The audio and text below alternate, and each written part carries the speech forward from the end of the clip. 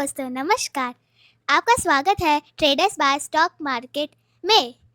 आज हम जानेंगे कि इन इन इन्फोसिस और विप्रो क्यों गिरा। बाकी की जानकारी पापा देंगे।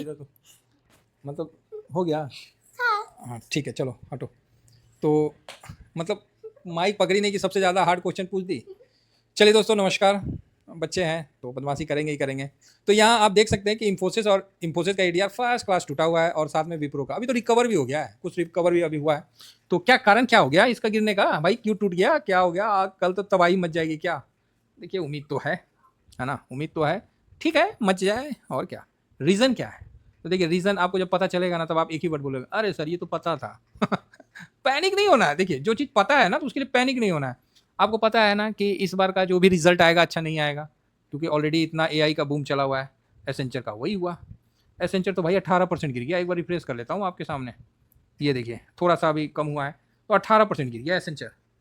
तो एआई का चक्कर है, आपको पता ही है इन चीज़ों का। तो एसेंचर की भारी बिकवाली, क्योंकि क्वार्टर 3 का जो उनका आता है, उसमें रेवेन्यू ग्रोथ जो गाइडेंस है, गाइडेंस को घटाकर 3 से 4% कर दिया गया, जो कि काफ़ी मतलब थोड़ा सा है। तो एसेंचर का गिरना हमारे लिए, क्योंकि यही पूरा वर्ल्ड का सबसे बड़ा मतलब आईटी का सर्विस देता है, तो बस यही है और क्या। अब इसके कारण आपको सब कुछ दिख रहा है, तो बस भारी गिरावट का कारण यही है। 60% हिस्सा नॉर्थ अमेरिका से कमाती है, इसलिए वहाँ वहाँ की मंदी का सीधा असर भी बिजनेस पर दिख रहा है। तो मंदी पर क्या बोला जाए, मंदी पे अगर दिखेगा तो सब ना गिरेगा। तो लेकिन मेन है एआई का चक्कर है सर, और कुछ नहीं है। और एआई का जो बूम था वो आप लोगों को पता ही है। देखिए, डाउ जोन तो ठीक ही है, नैस्डैक भी बताइए 2.5% अप है, और एक तो 18% गिरा हुआ स्टॉक। तो एसेंचर का तिमाही का जो रिटर्न है वो उतना नहीं रहा अच्छा। तो इसी के कारण काफ़ी गिरावट हुआ है। जितने भी हैं उनके आईबीएम भी डाउन है, मतलब जितने भी हैं सारे गिरे पड़े हुए हैं। तो इसीलिए हमारा आईटी सेक्टर भी गिरा पड़ा है। सुबह में देख लेंगे, है ना, कहाँ सपोर्ट होता है कहाँ असिस्टेंट होता है, ये हम लोग सुबह में देख लेंगे। अब इससे क्या है कि थोड़ा सा गिफ्ट निफ्टी भी डाउन है, तो चलता है। ऐसा क्या है, गिफ्ट निफ्टी भी डाउन है, ठीक है, अभी 24,056 पे है। कोई नहीं, आने दीजिए ना। ऐसा थोड़ी अब एडीआर देख के हम रात को सोए नहीं, ऐसा थोड़ी होगा।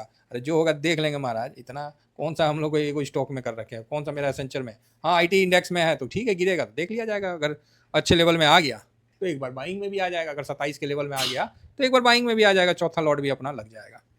चलिए, अभी यहाँ पर ही आप ये देख सकते हैं कि यूएस का जो डॉलर इंडेक्स है ये 100, क्योंकि नया जो उनका फेड के आए हैं ना, वो डॉलर को मजबूत करेंगे, ये तो मान के चलो साहब। तो ये है। बाकी ट्रेड डील वगैरह फाइनल हो गया है, तो उसके कारण से आप देख सकते हैं कि रुपया काफ़ी स्ट्रांग हो रहा है। आप देखिए, जो इंडिया का प्रॉब्लम था, आईटी प्रॉब्लम नहीं था, इंडिया का प्रॉब्लम था ट्रेड डील, हार्मोज खुलना, गैस और वो सब आना, तो वो सब आ रहा है तो बढ़िया है। तो फिर इंडिया का वैसा ज़्यादा नहीं, मतलब इससे हम लोग का रुपया स्ट्रांग ही होगा, तो इसका बेनिफिट हम लोग को देखने को मिलेगा। अब इसी में सिल्वर भी देखिए गिरा है, स्वाभाविक है गिरेगा। डॉलर मजबूत हो रहा है तो सिल्वर भी गिरेगा। गोल्ड, ऑफ कोर्स गोल्ड में भी गिरावट आएगा। तो ये सब चीज़ तो पॉसिबिलिटी आपको पता ही है कि वो एक मजबूत हुआ तो एक गिरेगा, ये सब तो चलते ही रहता है। अब हम डायरेक्ट आ जाते हैं अपने मुद्दे पे आते हैं, ठीक है। अब अपना मुद्दा क्या है? तो अपना मुद्दा है कि आज एफआईएस ने क्या किया। न्यूट्रल का व्यू था 1,000 करोड़ का बेच दिया, 1,025 करोड़ बेचा। डीआईएस ने 3,516 करोड़ का खरीदारी किया है, 3,516 करोड़ का। और एफआईएस ने 1,025 करोड़ का बिकवाली किया है। चलता है, नॉर्मल बिकवाली है। थोड़ा सा और आगे बढ़ते हैं। तो अब समझ में आया फीचर। मैं वही सोच रहा था कि गाड़ी फंसी तो फंसी कहाँ, गाड़ी फंसी तो फंसी कहाँ। उसी को मैं थोड़ा सा आरएनडी कर रहा था कि कहीं तो कुछ तो होने वाला है। तब तक देख ही लिए थे कि वो माइनस में है, तो ठीक है। तो मोटा मोटी आज एफआईएस ने बाई 2,252 सीआर का बिकवाली किया है। नॉर्मल है, 3,000 के नीचे नॉर्मली माना जाता है, समझे ना। जो आदमी 28,000 का बिकवाली देख रखा है इंडियन मार्केट में, उसको 2,000, 3,000, 5,000 ये सब नॉर्मली लगता है ना। तो यहाँ पर गिरावट नहीं, गिरावट आईटी कितना वेटेज रखा है, क्वेश्चन बनता है ना कि आईटी कितना वेटेज रखा है। चलिए, पहले तो हम आप लोगों का जो मन में शंका होगा उसी को थोड़ा सा हम दूर करते हैं। ये लीजिए, निफ्टी मिड कैप में आईटी इंडेक्स कितना वेटेज रखा है। तो ये अब मई का है, तो मई के बाद जून, मिड कैप में आईटी इंडेक्स 5% का वेटेज रखा है। ठीक, कितना? 5%। ओके, आप बोलोगे ठीक है। 500 में आईटी का कितना वेटेज है? तो 6.41। ठीक है, ठीक है। निफ्टी में आईटी का कितना वेटेज है? तो निफ्टी में भी आईटी का वेटेज आप देख सकते हैं, कहाँ गया, अरे आईटी नहीं दिख रहा है, क्या है? अच्छा, नेक्स्ट 50 निफ्टी नेक्स्ट 50 में आईटी का वेटेज देखिए तो 1.50% है ना, निफ्टी नेक्स्ट 50 जो कि सबसे कम है। और आपको यहाँ पर निफ्टी 50 में आईटी का वेटेज देखिए तो भाई 8.48 है, सबसे ज़्यादा है। तो इस कारण से निफ्टी 50 गिरा हुआ है, नेक्स्ट 50 में कम है, गिरा हुआ है। तो ये चीज़ आपको पता होना चाहिए। तो इसीलिए ऐसा नहीं है कि आईटी गिर गया बाकी बैंक मजबूत रहा बाकी वो मजबूत रहा तो आपको मजबूती नहीं देखने को मिलेगी। ऑफकोर्स मजबूती देखने को मिलेगी, उतना गिरेंगे नहीं, है ना, ये चीज़ है। तो असर तो होगा ही होगा, ठीक है, कोई उतना भी बहुत ज़्यादा वो नहीं। आईटी ही हम लोग का नहीं है, 22 सेक्टर है, एक दो सेक्टर ना है, तनी मनी ऊपर नीचे होता रहता है। ऐसा थोड़ी है कि सब धंधा आपका बूम में ही रहेगा, कभी कोई चलते रहता है। ये देखिए शॉर्ट पोजीशन आज भी 2,21,000 का बना हुआ है, अभी उतना फास्ट घटा नहीं है। तो ये भी एक थोड़ा सा सोचने वाली बात थी।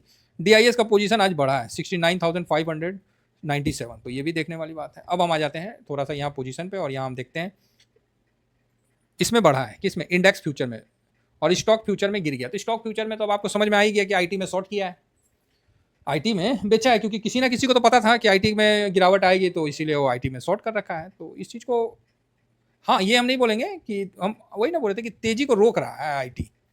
आज भी मैंने यही लिखा कि आईटी इंडेक्स तेजी को रोक रहा है, और आज भी गिर गया, कल थोड़ा और गिर जाएगा। आज गिर गया ना ऑलरेडी आईटी, कल थोड़ा और गिर जाएगा 2-3%, बस हो गया, कहानी खत्म है। और का 5%, 4% गिर जाएगा, हो गया, कहानी खत्म, आगे बढ़ेंगे। ऐसा थोड़ी है कि दुनिया खत्म हो जाएगा। आइए थोड़ा सा एफआईएस का पोजीशन देखते हैं। तो एफआईएस ने पोजीशन 0.39% अप किया है, डीआईएस ने पोजीशन 0.28% अप किया है, पब्लिक ने पोजीशन इतना अप किया है, और प्रो ने पोजीशन आज इतना माइनस किया है।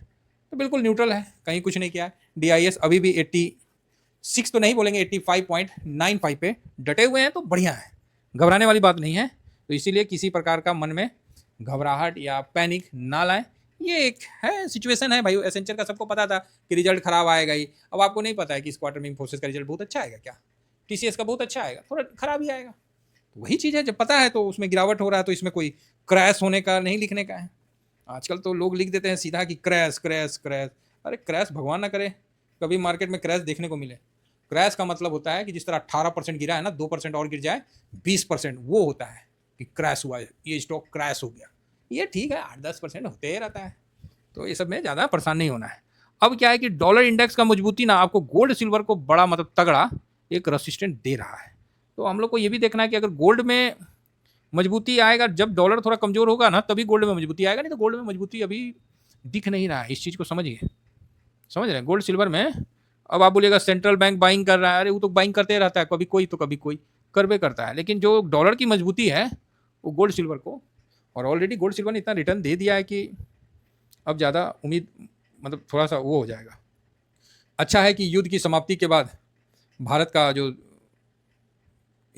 एक्सपोर्ट इंपोर्ट बिल है उसमें काफ़ी रियायत होगा तेल और क्रूड का, तो ये भारत के लिए ज़बरदस्त पॉजिटिव बात है। बाकी इतना है कि दूसरे की गिरावट में हम भागेंगे तो नहीं, है ना, ये भी है, दूसरे की गिरावट में हम भागेंगे नहीं। बाकी देखिए फैंग इंडेक्स बढ़िया वहाँ पर ही 2.5% का तेज़ी से चल रहा है, रसल 2000 भी बढ़िया चल रहा है, S&P 500 भी देखिए 0.64 है, और नेस्डेक भी अच्छे तेज़ी के साथ चल रहा है। तो आईटी कल हम लोग को बढ़ने नहीं देगा, रोक के रखेगा, इस चीज़ को आप समझ के रखिए। बाकी ब्रेंड 78 के नीचे है, और क्या चाहिए, मज़े आ गए भाई। अब रही बात यूएस का बॉन्ड यील्ड 4.43 हो गया, तो ये भी एक पॉजिटिव बात है। हाँ, एडीआर में जरूर इंफोसिस गिरा हुआ है और विप्रो गिरा हुआ है, तो ये बात तो है।